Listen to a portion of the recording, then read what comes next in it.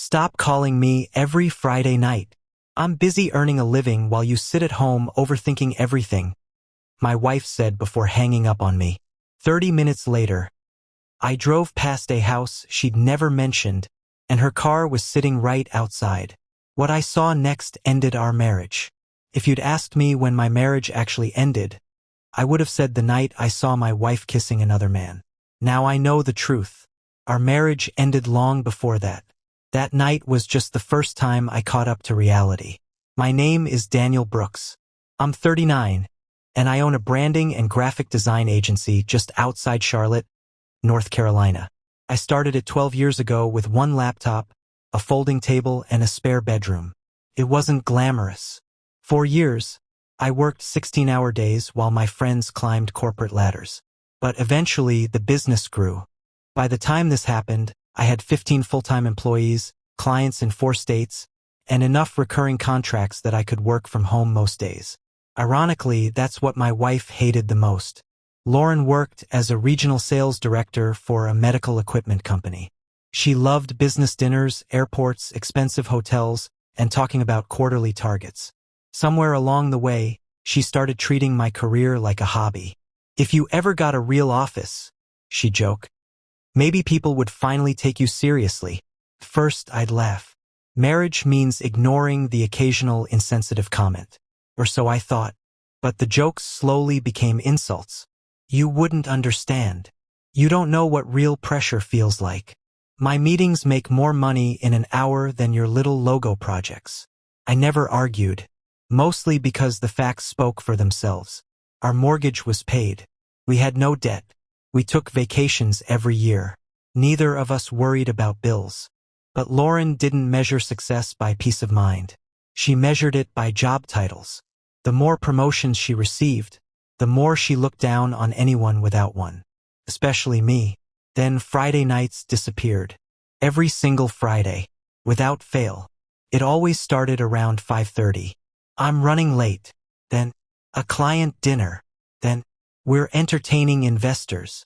By 10 o'clock, she'd stop answering entirely. When she'd finally come home after midnight, she'd kick off her heels, complain about work, and go straight to bed. At first, I believed every word, because that's what spouses are supposed to do. Trust each other. Then I started noticing small things. She'd come home smelling like men's cologne. Not perfume, cologne. One Friday she walked in wearing earrings I'd never seen before. When I complimented them, she hesitated. Oh, I bought them weeks ago. The price tag was still hanging from one of them. Another time she claimed she'd spent the evening with executives from Chicago. The restaurant receipt sticking out of her purse showed a small wine bar only 15 minutes from our house. When I casually mentioned it, she snapped. Why are you always checking up on me? I wasn't. You're becoming paranoid. After that, I stopped asking questions. Not because I trusted her. Because every question turned into an argument. A few weeks later, my younger sister Emily invited me to dinner. Halfway through the meal, she asked, "Everything okay with Lauren? Why? You look exhausted." I laughed. Busy season. She stirred her drink for a few seconds. Then quietly said, I saw her last Friday. I looked up. Where? Near Riverside. She told me she was in Raleigh. Emily frowned. I figured maybe the meeting got canceled. I forced a smile. Probably. But something inside me shifted. Lauren had never mentioned being anywhere near Riverside. It wasn't even on the way to Raleigh. I told myself there had to be an explanation. There always is. Until there isn't. The following Friday I planned something simple. Takeout from her favorite Italian restaurant. A bottle of wine we'd been saving. No phones. No television. Just dinner together. At 6:18 p.m., she walked through the front door. She looked at the table. Then looked at me. Oh. What? I forgot. I already knew. I have to work. Again. She sighed dramatically. You know what? What? If you actually had a demanding career. She grabbed her keys. You'd understand why successful people sometimes have to make sacrifices. I stared at her. You mean like sacrificing your marriage? She laughed. sacrificing date night. Then she walked out. The food sat untouched for over an hour. Around 7:30, I finally called her. She answered immediately. Before I could even say hello, she said coldly, "Stop calling me every Friday night. I'm busy earning a living while you sit at home overthinking everything." Then she hung up. I looked down at my phone. I hadn't spoken a single word. For some reason, I couldn't sit in that house another minute. I grabbed my truck keys and started driving. No destination, just trying to clear my head. About 30 minutes later, I took a shortcut through a quiet neighborhood I'd never used before. As I turned onto Maple Ridge Drive, I instinctively hit the brakes. Parked outside a 2-story brick house was Lauren's silver BMW. I stared at it for several seconds. Maybe she'd stopped to meet a client. Maybe this was someone's home office. Maybe there was a perfectly reasonable explanation. Then I looked around. No other cars. No signs of a meeting. No business. Just Lauren's car. And every light inside the house glowing through the windows. Something told me not to leave. So I pulled across the street, turned off my headlights, and waited, completely unaware that the next 15 minutes were about to destroy everything I thought I knew about my wife.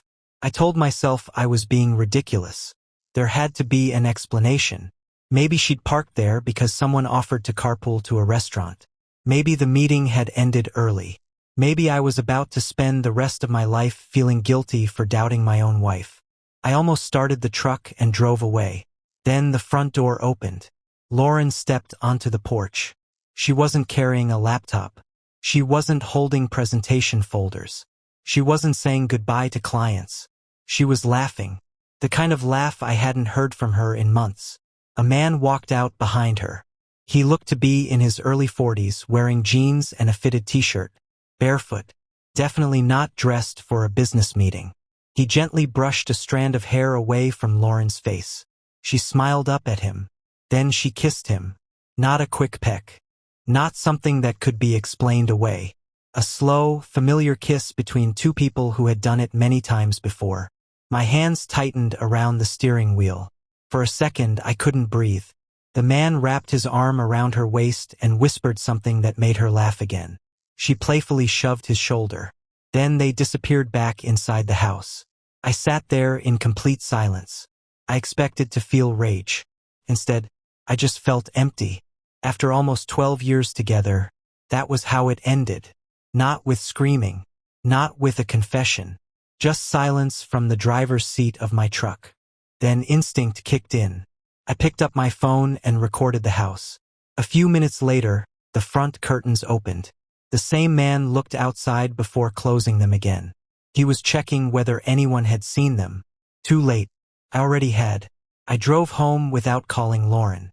Around 8:40 p.m., my phone buzzed. Lauren. Dinner with the client is taking longer than expected. 10 minutes later. Don't wait up. At 9:31. The presentation went really well. I looked at the messages. 3 lies. Less than an hour after I'd watched her kiss another man. I didn't answer. Just after midnight, the garage door opened. Lauren walked inside looking tired. Or pretending to. She smiled when she saw me sitting on the couch. You're still awake? I couldn't sleep. She kicked off her heels. Long day. I bet. She walked into the kitchen and poured herself a glass of water. You okay? I was actually going to ask you the same thing. She frowned. What do you mean? I called earlier. She shrugged. I told you. Busy earning a living. She laughed. You really took that personally? I guess I did. She walked over and kissed the top of my head. It was the first time she'd touched me all week. I have another early morning. Then she went upstairs. I listened until I heard the shower running. Only then did I pull out my phone and watch the video I'd recorded. I wasn't imagining it. There was no misunderstanding. No missing context. My wife had kissed another man. The next morning, I called my best friend, Ryan. He'd been a police detective for nearly 20 years before retiring. He answered on the second ring. You sound awful. I think Lauren's having an affair. There was a long pause. What happened? I told him everything. When I finished, he asked one question. Did you confront her? No. Good. I wanted to. I know. But don't. Why? Because right now, all you have is enough to know she's lying. He paused. If this ends the way I think it will, you're going to need proof, not emotions. That afternoon, Ryan gave me the number of a licensed private investigator he'd trusted for years. I called immediately.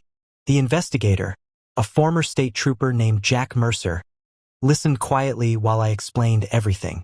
When I finished, he simply said, Mr. Brooks, if your wife is cheating, we'll find out.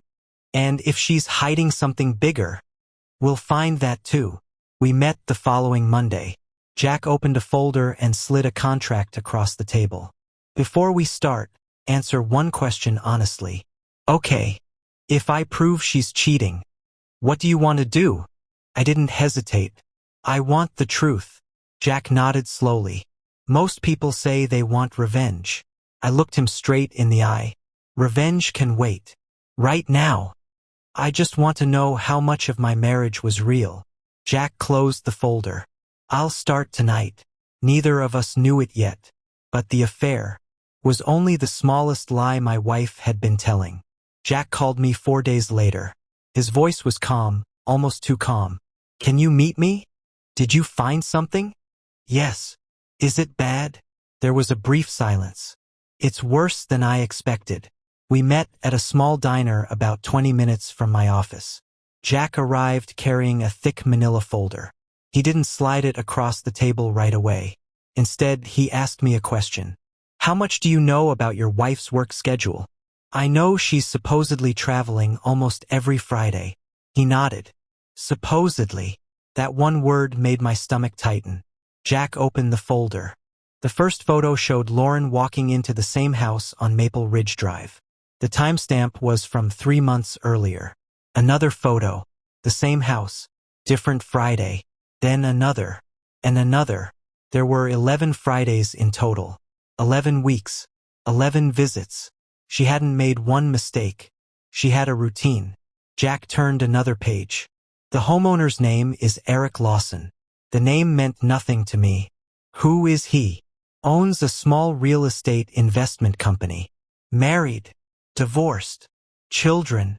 None. I nodded slowly. So she's been seeing him. Jack looked at me. Yes.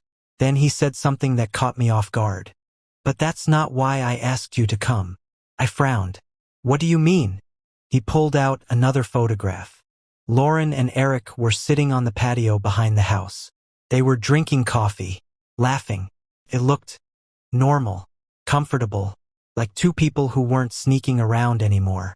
Jack pointed to the timestamp. Tuesday. I looked confused. So, you told me she only disappeared on Fridays. She does. No. He shook his head. She disappears whenever she tells you she's traveling. My chest tightened. He handed me a printed spreadsheet. Every business trip Lauren had taken over the previous 8 months. Chicago, Atlanta, Nashville, Richmond. Jack had verified every one. She hadn't stayed in a single hotel. She'd never boarded a flight.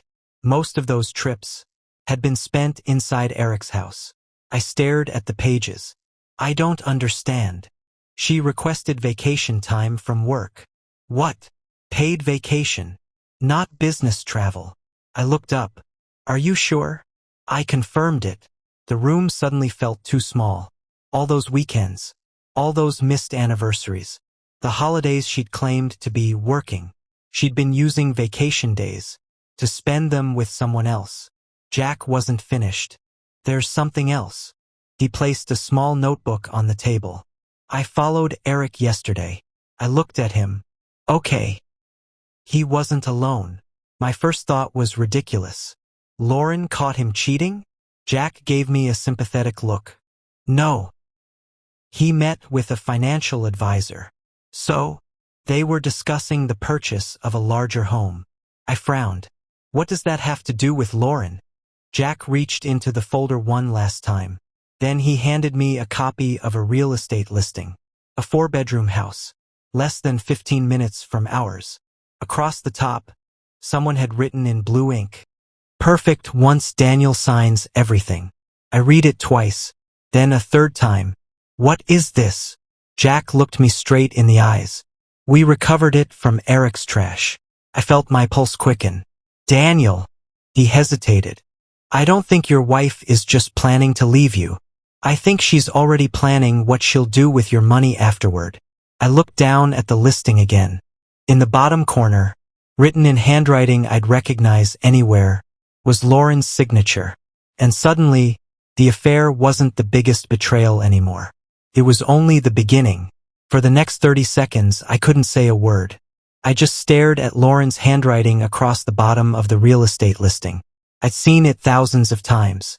Birthday cards, grocery lists, Christmas tags. There was no mistake. She had written it.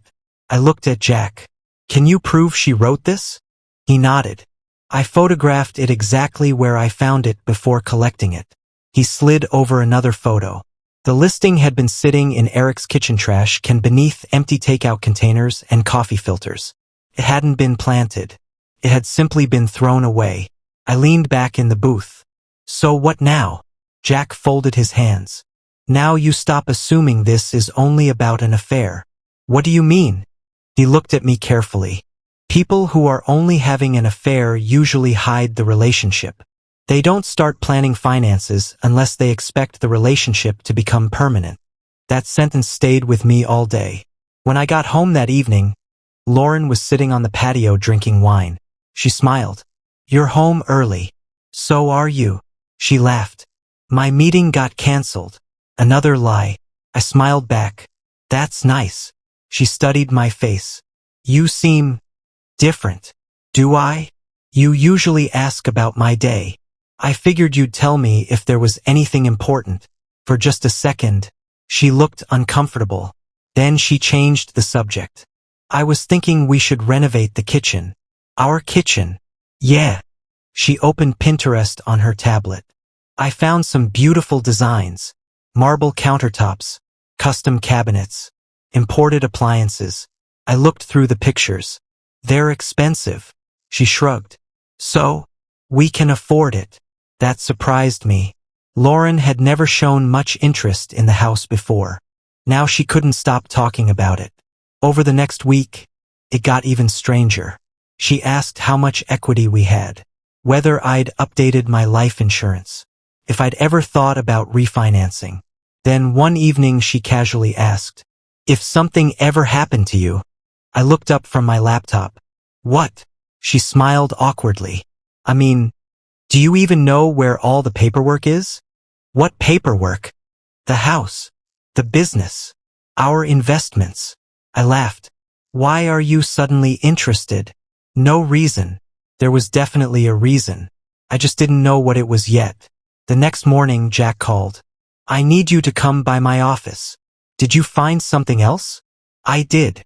His tone told me I wasn't going to like it. When I arrived, he handed me a flash drive. Watch this.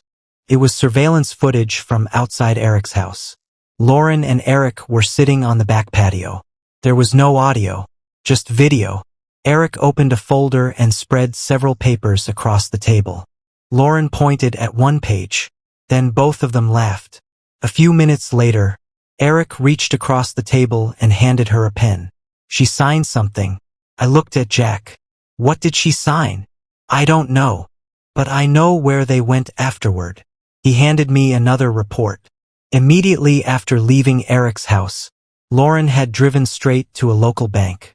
Not the one we used. Completely different one. She spent almost an hour inside. The following day, she met with a financial planner. The day after that, a real estate attorney. My pulse started racing. Jack, what exactly do you think she's doing? He was quiet for a moment. Then he answered, I've investigated cheating spouses for almost 20 years. And whenever someone starts meeting with bankers, lawyers, and financial advisors in secret, he looked directly at me. They're preparing for something much bigger than a divorce. That afternoon, I called my own attorney. I expected him to tell me to file immediately. Instead, he listened carefully before asking one question. Daniel, whose name is on the house? Mine. You bought it before you were married? Yes. And you've paid the mortgage from your business account ever since? I have. There was a long pause. Then he chuckled. Well, that's one surprise your wife clearly isn't expecting. I frowned. What do you mean? Because if she's planning what I think she's planning. He closed the file in front of him. She's about to discover she's been building her future around something she was never going to own. I spent the next few days pretending everything was normal. I kissed Lauren goodbye every morning.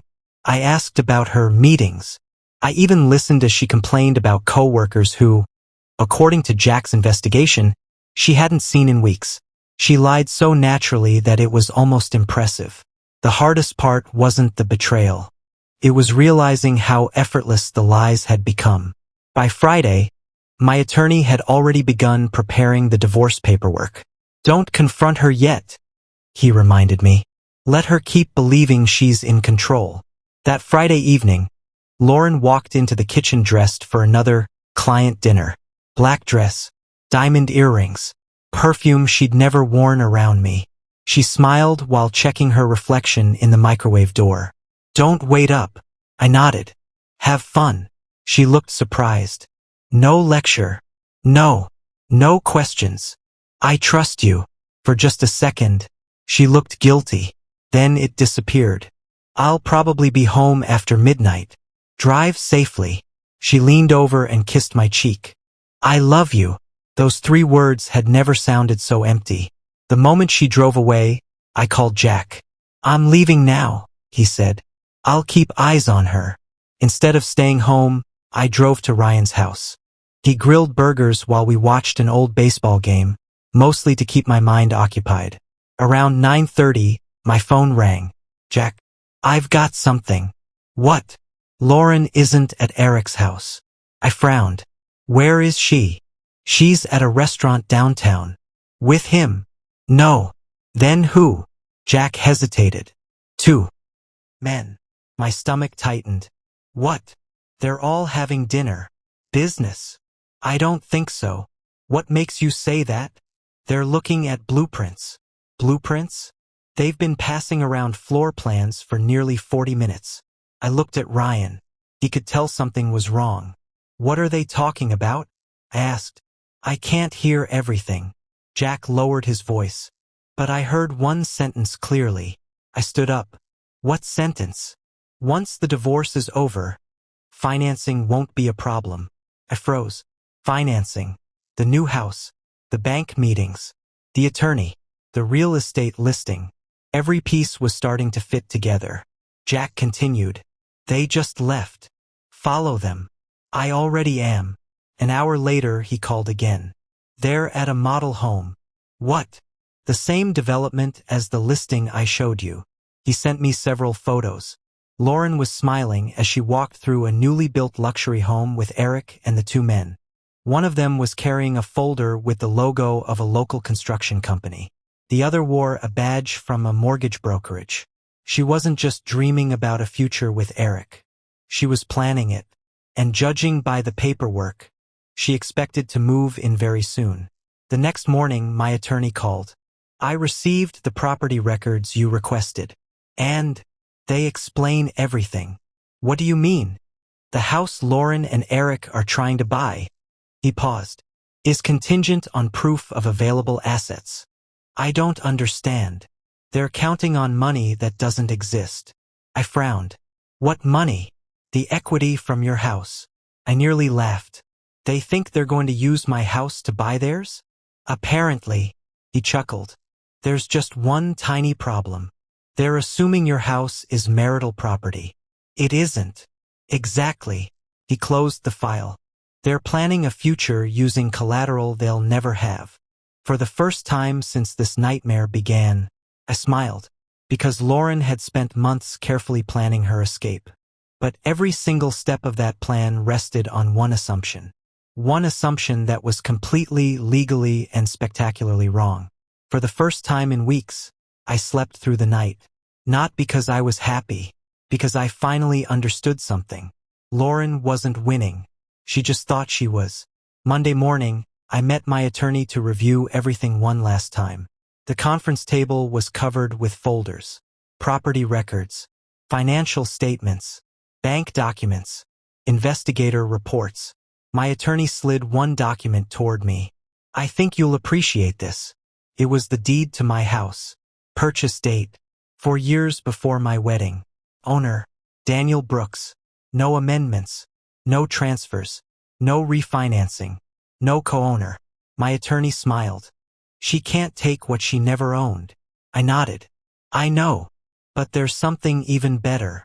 He opened another folder. Remember all those bank meetings? Yeah. We subpoenaed the records. What did they show? They applied for pre-approval on the new house. I frowned. They already told the bank about the divorce? Oh yes. He adjusted his glasses. According to the application, Lauren listed a projected settlement from your marital home. Projected, as in money she expected to receive after the divorce. Couldn't believe it. She actually estimated it? He handed me a copy. There it was, a 6-figure number, written in Lauren's own handwriting. She had already spent money she didn't have. My attorney laughed softly. I've been practicing family law for 26 years. I've seen people hide assets. I've seen people lie. But I've never seen someone budget for property they legally couldn't touch. He leaned back. When the mortgage company discovers the truth, they'll deny the loan. The following Friday, Lauren came home unusually cheerful.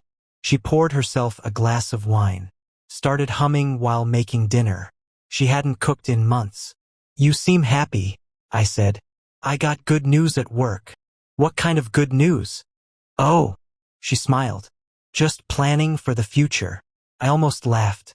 So am I. She looked at me. What does that mean? You'll find out.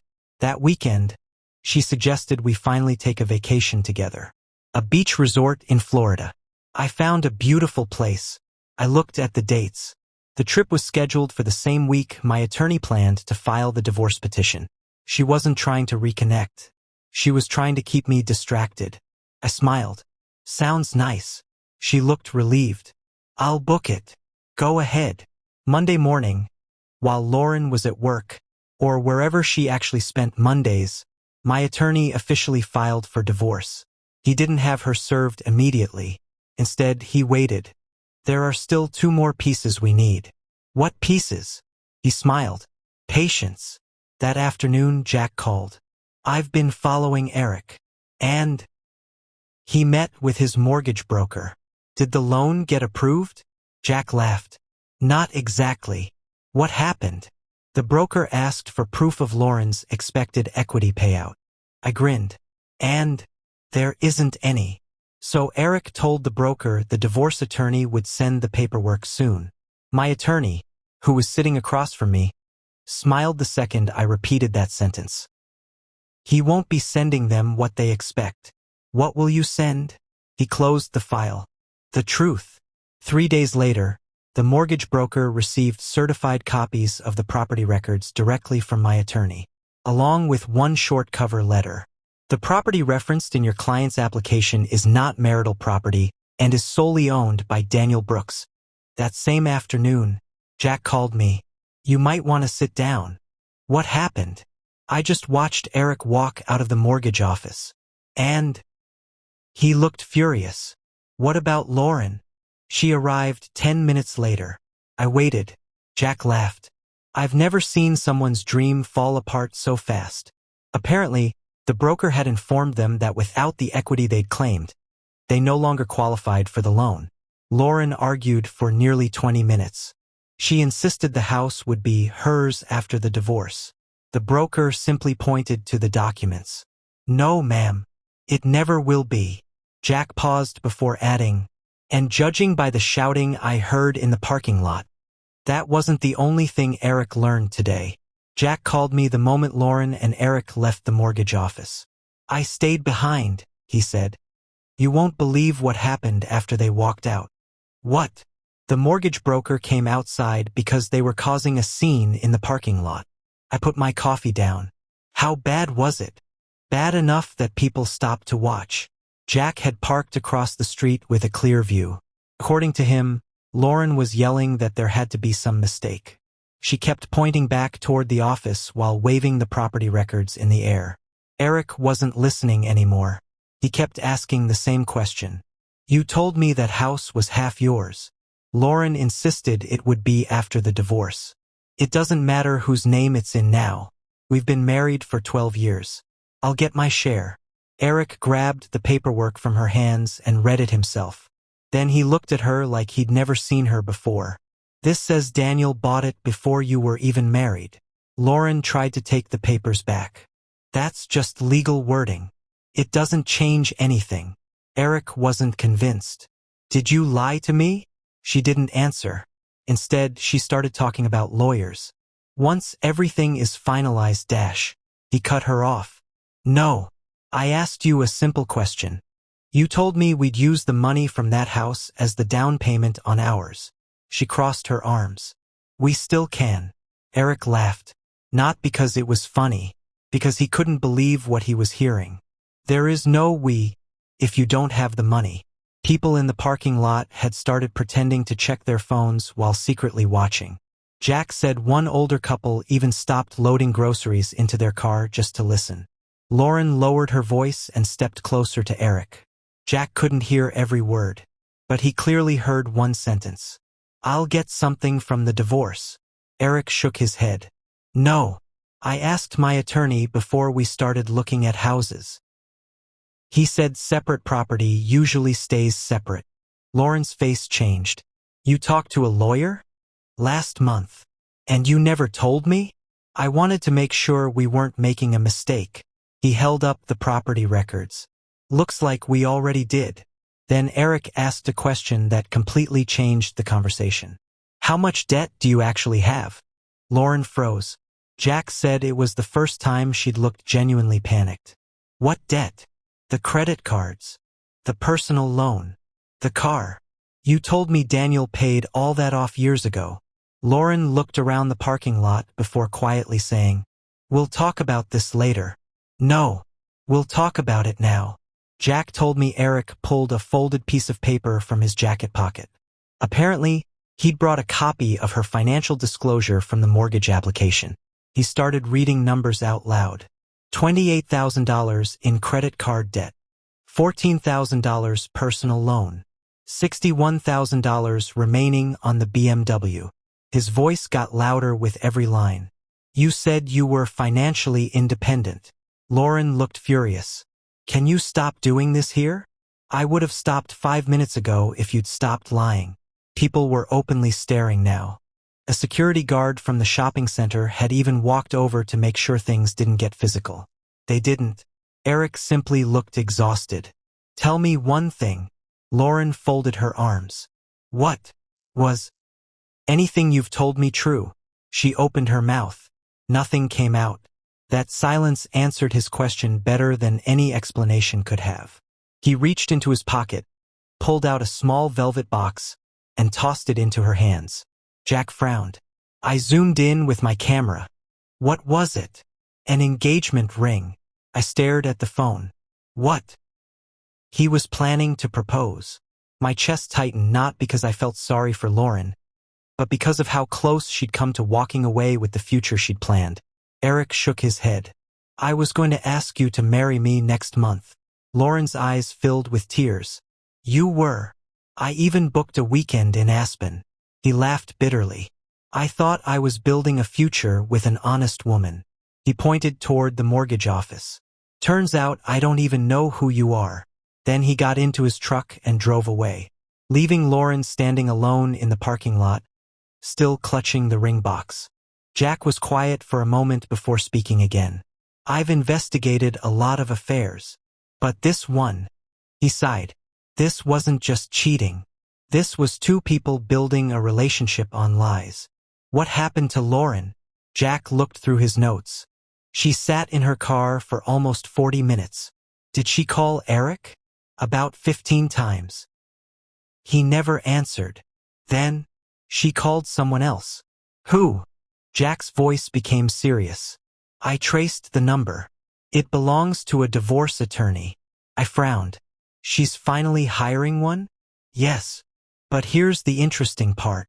The appointment isn't until next Tuesday. I looked at my own attorney, who had been listening quietly from across the desk. He smiled. Perfect. Why? He slid a sealed envelope toward me.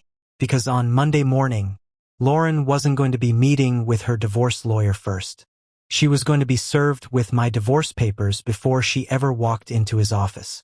Monday morning arrived a lot calmer than I expected. I woke up before Lauren, made coffee, fed the dog, and sat on the back porch watching the sunrise. For the first time in months, my hands weren't shaking. The waiting was almost over. Lauren came downstairs around 7. She looked exhausted. The confident smile she'd worn for weeks had disappeared after whatever happened with Eric in that parking lot. She barely touched her breakfast. You okay? I asked. She forced a smile. Just work stress. Another lie. I simply nodded. Hope your day gets better. She looked at me for a second, almost as if she wanted to say something. Instead, she grabbed her purse and left.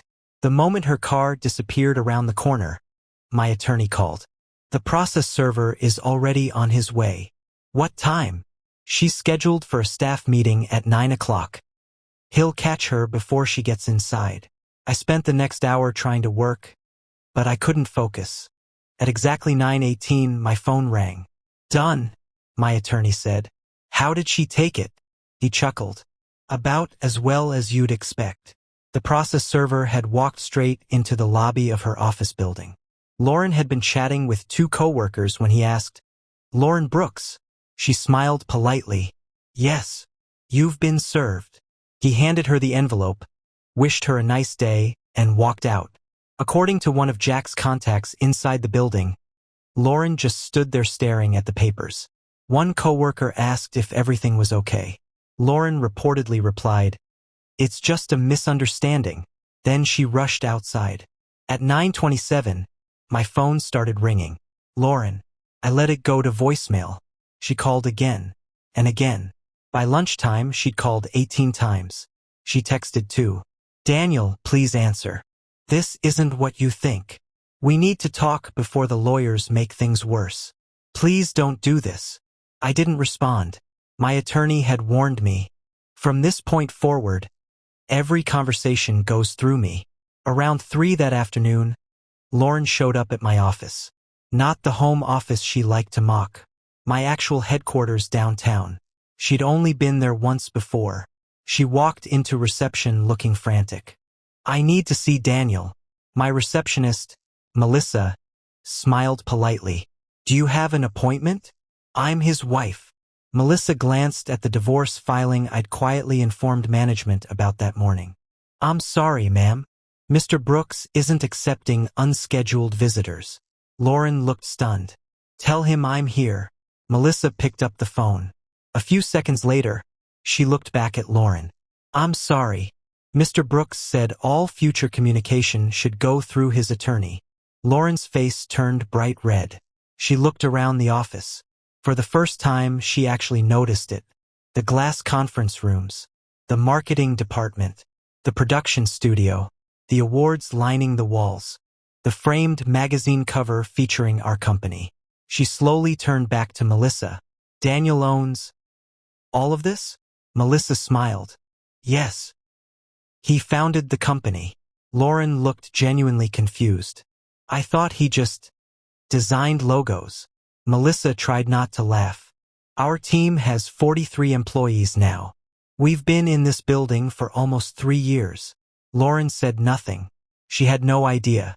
Not because I'd hidden it, because she'd stopped caring enough to ask.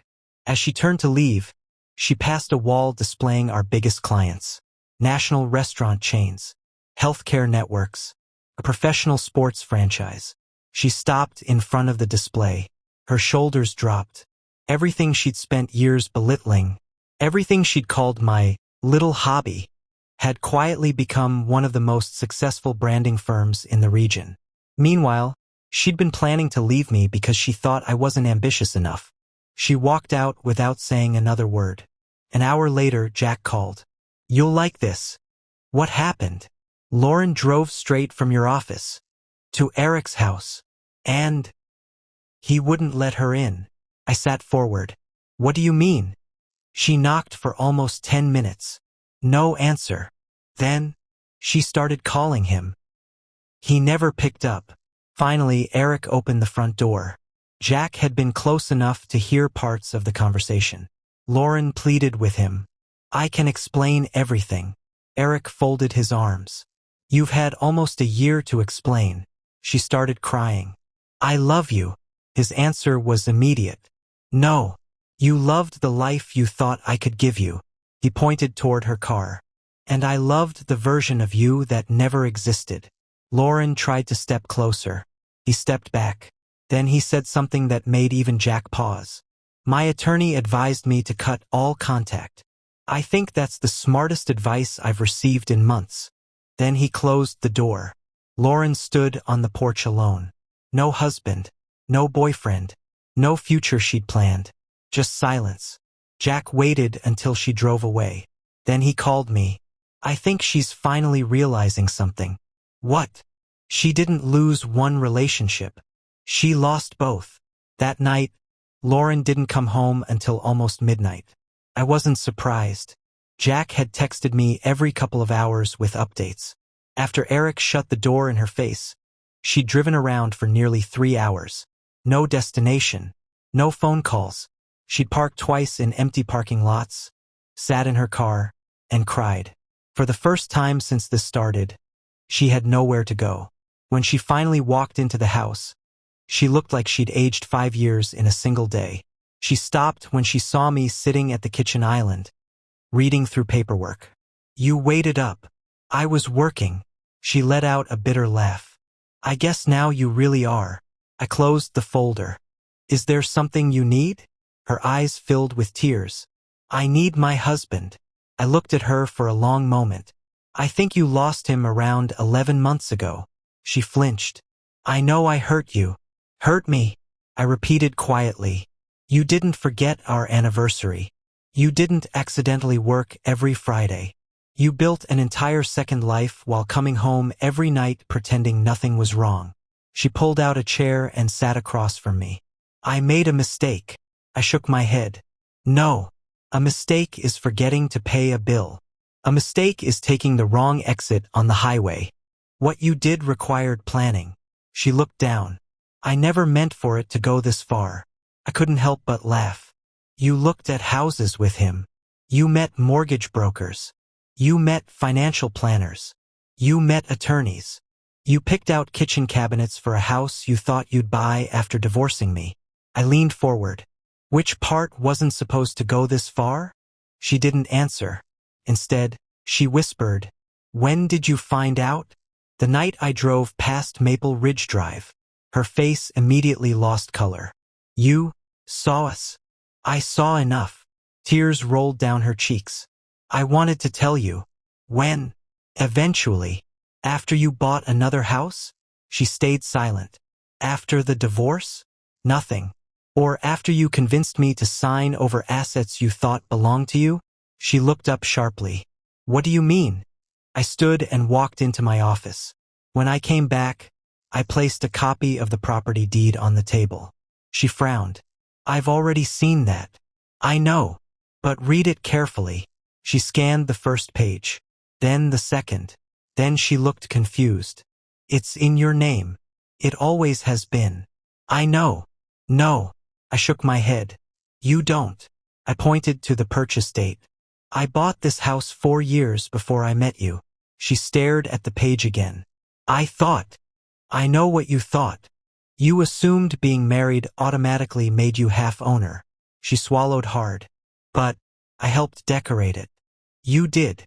I paid utility bills. You did. I bought furniture. You did. But the house itself was never marital property. Her hands started shaking. No. She flipped through the remaining pages as if another answer might magically appear. There has to be another document. There isn't. She looked at me. Eric said dash. I don't care what Eric said. My attorney explained everything years ago. I kept the deed separate. I paid every mortgage payment from my business account. It was never ours. It was mine. Lauren buried her face in her hands. Oh my God. For the first time, I realized she truly hadn't known. She had spent months making plans based on an assumption she'd never bothered to verify. She looked up. Eric knows now, doesn't he? Yes. Her shoulders slumped. That's why he ended things. I didn't answer. She already knew.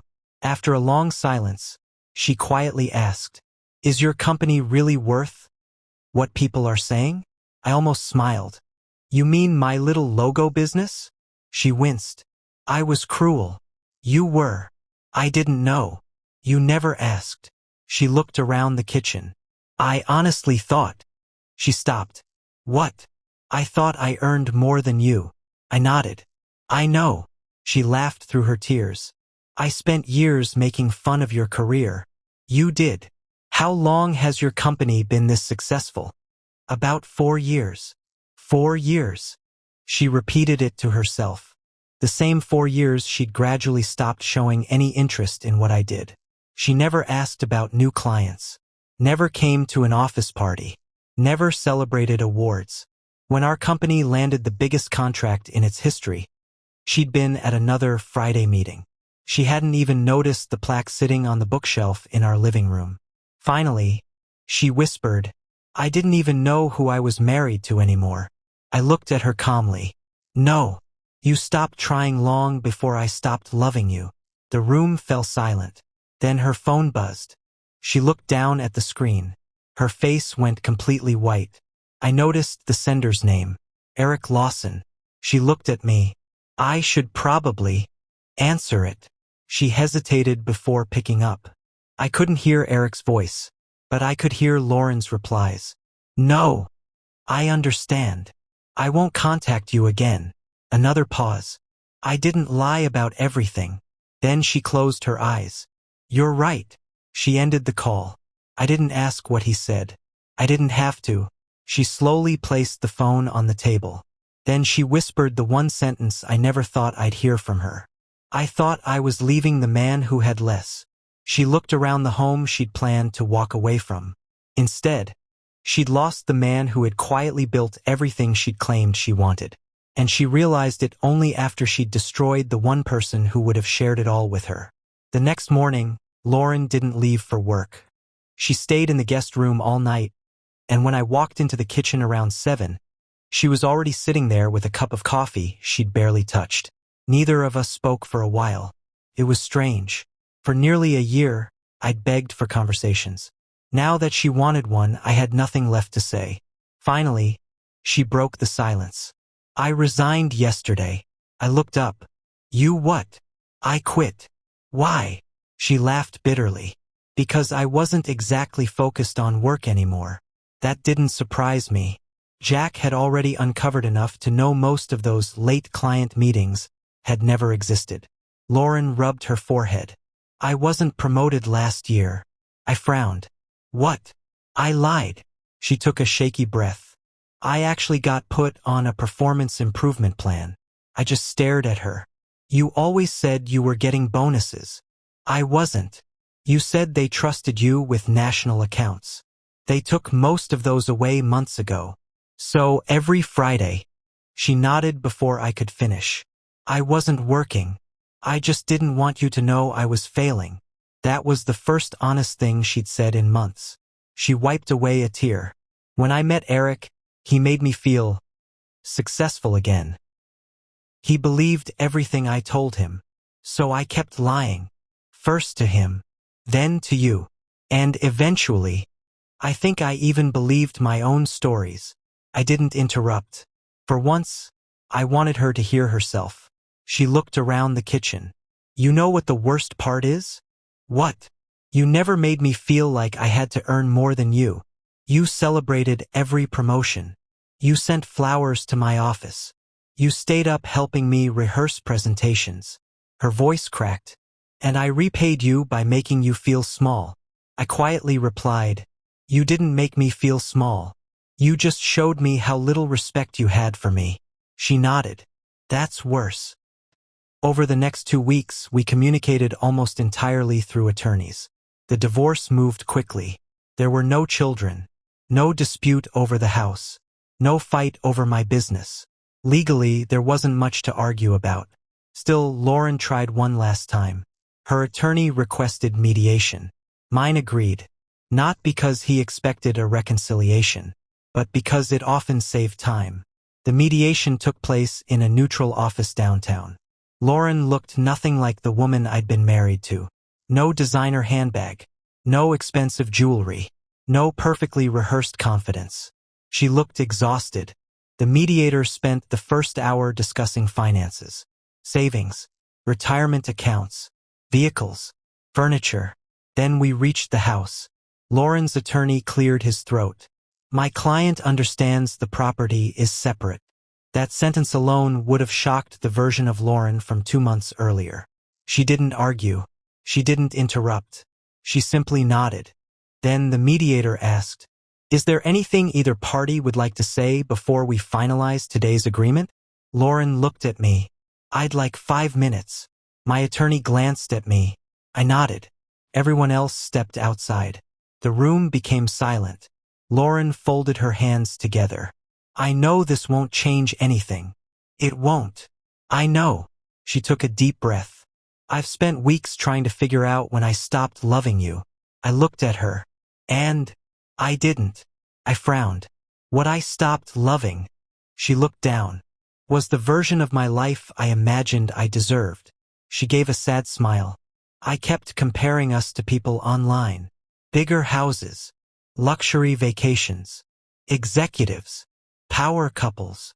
I became obsessed with appearances. I convinced myself I was settling." She laughed quietly through tears. "And all that time, I was already living with the best man I'd ever known." I didn't respond.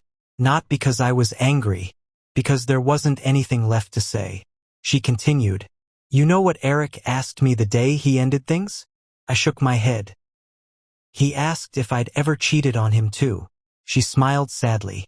I told him no. He looked at me and said, "If you could betray the man who stood by you for 12 years, why would I ever believe you wouldn't betray me someday?" She wiped away another tear. I hated hearing that. Not because he was cruel, because he was right. She stood and slid a small envelope across the table. I almost threw this away. I opened it. Inside was the anniversary card I'd given her 3 years earlier. The one she'd claimed she'd lost. Every word I'd written was still there. "No matter how busy life gets, you'll always be my favorite place to come home to." Lauren smiled through tears. "I found it in my desk last week. I realized something." "What?" "I stopped coming home long before I stopped walking through our front door." She picked up her purse. "I hope someday." She paused. "Someone loves you the way you loved me." Then she walked out of the room. I never saw her again. 3 months later, the divorce was finalized. The judge wished us both well. I walked out of the courthouse feeling lighter, not because I'd won, because I no longer had to carry a marriage by myself. A week later, Ryan invited me to a charity gala sponsored by the local Chamber of Commerce. "I've got an extra ticket. I don't really feel like socializing." "Too bad. You're coming." That night changed my life in a way I never expected. Not because I met someone new, but because I met someone who knew a truth about Lauren. A truth so shocking that it made me realize the affair had never been the biggest betrayal after all. I almost didn't go to the charity gala. The last thing I wanted was to stand around in a tuxedo making small talk with strangers who wanted to discuss business trends and golf scores. Ryan refused to accept my excuses. "You've spent 3 months working 12-hour days. So you're starting to look like a man who lives in his office." "I own the office." "Exactly." He practically dragged me there. The event was being held at one of the oldest hotels in Charlotte. Nearly 400 business owners, executives, and local politicians attended every year, raising money for children's hospitals and scholarship programs. Normally, Lauren would have loved an event like this. Networking, champagne, expensive dresses, status. This time I walked in alone. To my surprise, I wasn't uncomfortable. I was relieved, no wondering if she was embarrassed by me. No trying to leave early because she was bored. No pretending everything was fine. For the first time in years, I could simply be myself. Ryan disappeared almost immediately after we arrived. I know half the room, he laughed. Try talking to people instead of hiding by the dessert table. I make no promises.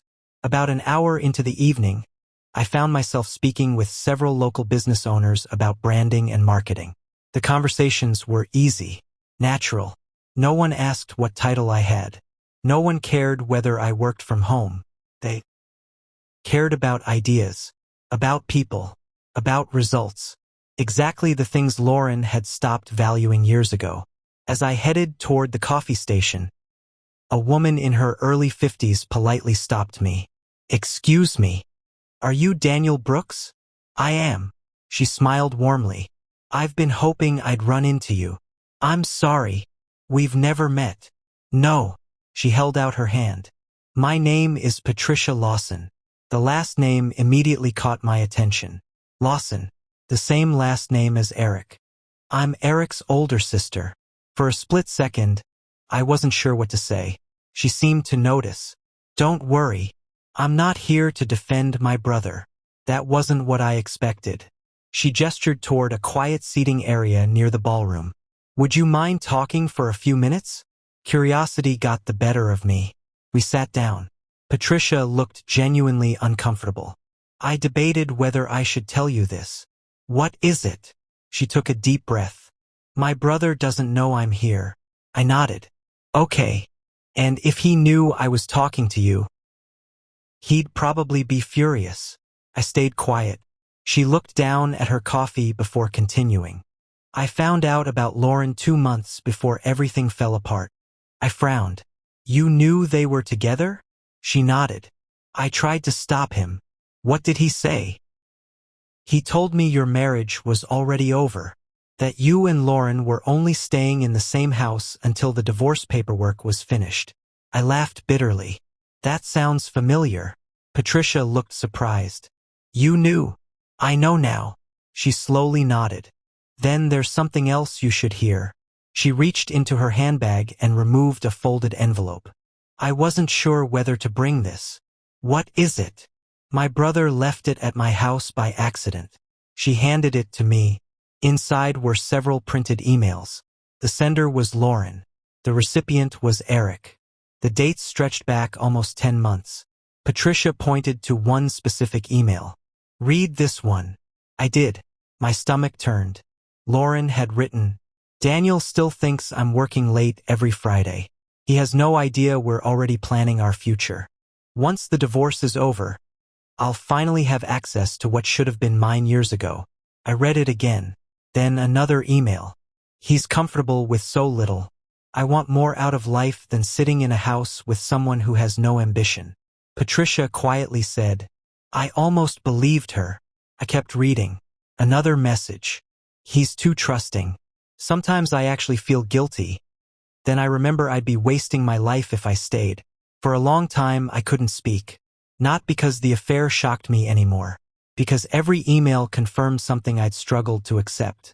She hadn't cheated because our marriage was broken. She cheated because she'd convinced herself I wasn't enough. Patricia's eyes filled with tears. I owe you an apology. You didn't do anything. My brother did. She sighed. Our parents raised us better than this. She looked around to make sure no one was listening. There's one reason I wanted to meet you tonight. What reason? She hesitated. The story Lauren told Eric. It wasn't even the first time she'd used it.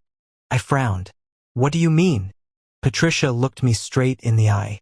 A few weeks after they started dating, Eric introduced Lauren to his business partner. She told him you were emotionally abusive. My heart sank. Patricia quickly continued. She said you controlled all the money, that you monitored her phone, that she was afraid to leave because you'd ruin her financially. I stared at her in disbelief. None of that is true. I know. Patricia nodded.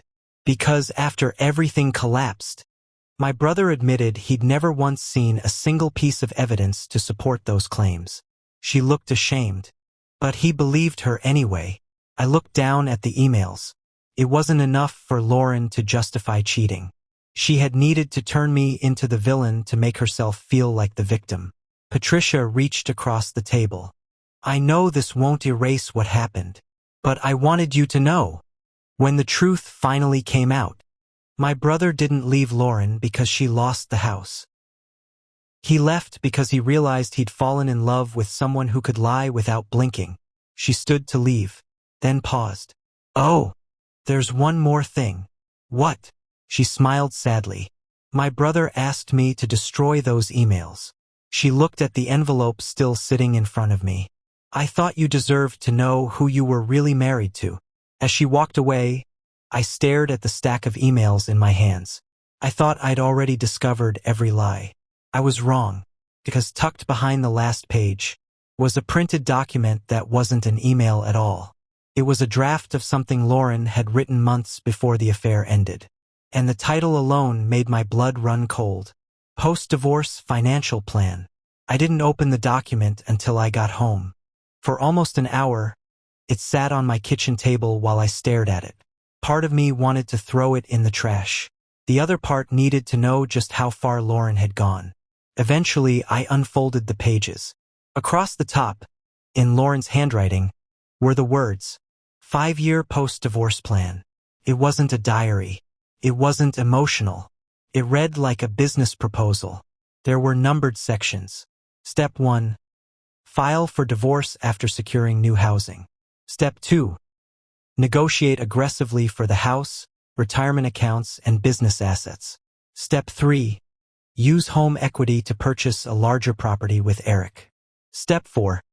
Leave corporate sales and help manage Eric's real estate investments. I sat there in complete silence. My entire marriage, reduced to a checklist. Then I noticed handwritten notes in the margin. Next to step 2, she'd written, Daniel hates conflict. He'll probably settle instead of fighting. That one sentence hit harder than the affair ever had. She hadn't just underestimated my income. She'd underestimated my character. She thought kindness meant weakness. Patience meant surrender. Trust meant stupidity. She'd mistaken love for something she could exploit. I folded the papers and put them back into the envelope. Then I did something I hadn't done in months. I deleted every photo of Lauren from my phone. Not out of anger, out of acceptance. Some chapters aren't meant to be reread. A month later, my attorney called. I have some news, good or bad. I think you'll enjoy this. Apparently, during the divorce proceedings, Lauren had listed several personal debts she hadn't disclosed earlier. Without my income, without the expected equity from my house, and without Eric's financial support, her budget collapsed almost immediately. She had to sell the BMW she'd loved so much. The luxury apartment she'd rented after moving out was too expensive. Within 6 months, she downsized to a small one-bedroom apartment across town. I didn't celebrate. I didn't feel victorious. Actions have consequences. That was simply one of them. About 3 months later, Ryan invited me to lunch. Halfway through the meal, he smiled. So, what? I saw someone yesterday.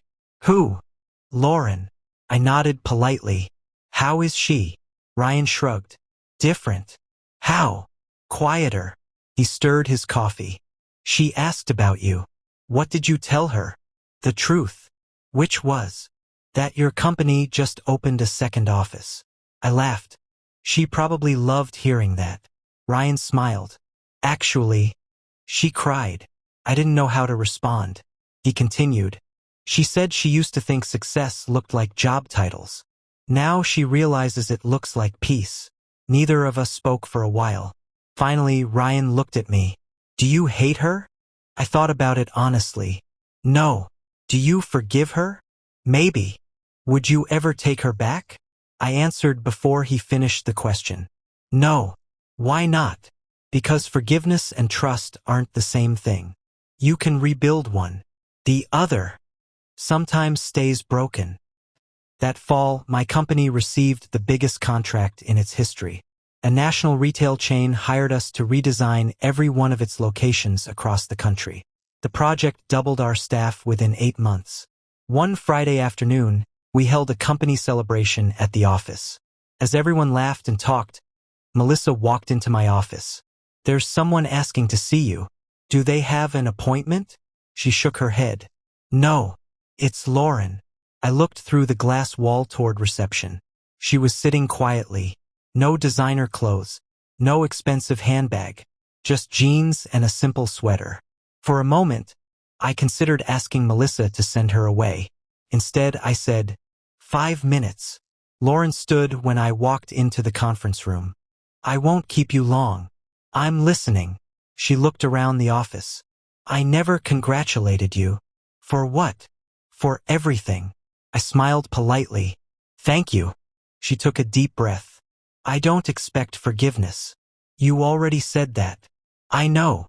She looked down at her hands. "I just needed you to know something." I waited. "You spent years believing I left because you weren't enough." She shook her head. "That wasn't true. I left because nothing was ever enough for me." The room fell silent. She continued. "I kept chasing a bigger house, a bigger title, a better life. I was so busy looking at what other people had that I stopped appreciating the life we had already built." She wiped away a tear. "You were never the problem. My pride was." For the first time since the divorce, I believed every word she said. Not because she wanted something, because she finally had nothing left to gain. She stood to leave. At the door, she turned around one last time. "I hope someone someday loves you the way you loved me." I smiled gently. "I hope someday you learn to love yourself enough that you don't need someone else's success to measure your own." She nodded. Then she quietly walked away. That was the last time I ever saw her. People always ask me if I got revenge. The answer usually disappoints them. I never exposed Lauren online. I never screamed at her. I never tried to ruin her career. I simply told the truth when I was asked, protected what I'd spent years building, and let her own decisions catch up with her. The greatest revenge wasn't watching her lose Eric, or the house she'd dreamed about, or the future she'd planned. The greatest revenge happened on an ordinary Friday night almost a year later. I locked up my office, walked through a building filled with people whose careers I'd helped build, drove home to a house that was still mine, and sat on the back porch watching the sunset. No suspicion, no lies, no wondering where someone was. Just peace. Lauren spent years believing success meant finding someone with a bigger future. She never realized she had been living inside one all along. And by the time she finally understood its value, she'd already traded it away for something that never truly existed.